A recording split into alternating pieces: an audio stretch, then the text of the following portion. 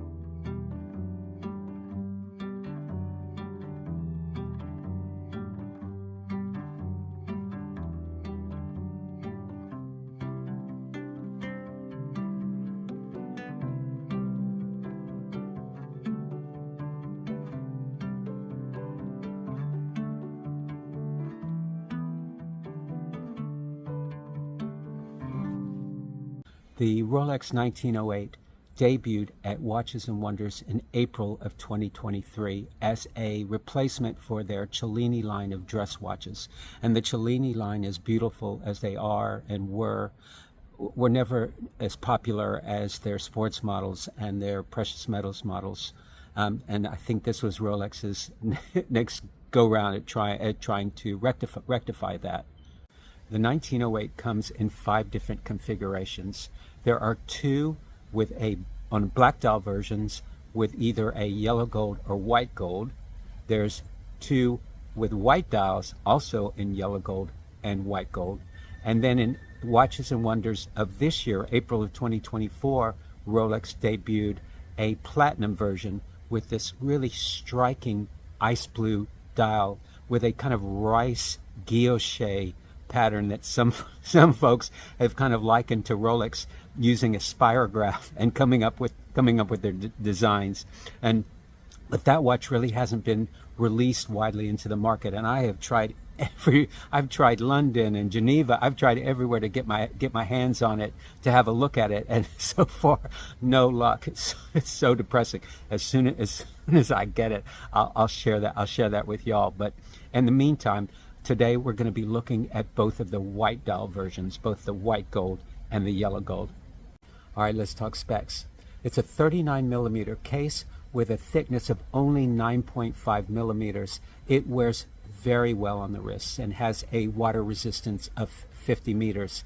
And the dial has a both fluted and smooth bezel. Fluting, of course, is iconic to many Rolex watches, but the fluting on the 1908 is much thinner. It gives it a more dressy, elegant appearance that I think really works. The dial is this intense white with numbers at 3, 9, and 12, and of course the small seconds at 6 o'clock, and all the numbers and markers are gold. The hands, the minute hand is sword shape, whereas the hour hand is kind of a breguet style. And then what's unusual for Rolex is, when you flip it over, is this exhibition case back with a movement, cost certified master chronometer movement made specifically for this watch with a 60-hour power reserve, and this beautiful, striking, really gold rotor, and it's finished off with your choice, with an alligator strap, with your choice of either matte black or matte brown with the green underlining. I think it's class. It's class.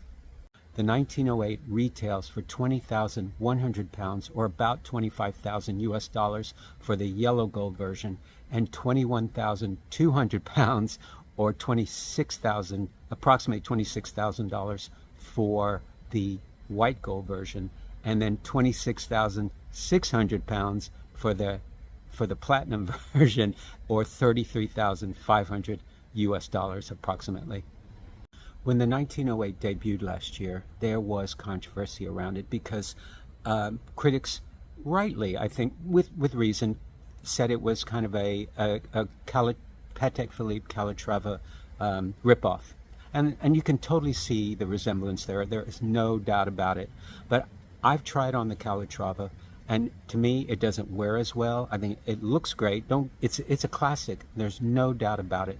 But I think the Rolex took the best of the Calatrava and turned it kind of into their own version of it, and I think it stands on its own without a doubt. Now, if somebody were to offer me a 1908 or a Calatrava, not that they will, but I'm open to it, 100% without reservation, I would choose the 1908. So you can fight me on it. All right, y'all, that's it for me today. Of course, I have a huge thank you to my good pal Chris over at Preston's Jewelers in Wilmslow for giving me hands-on time with the 1908.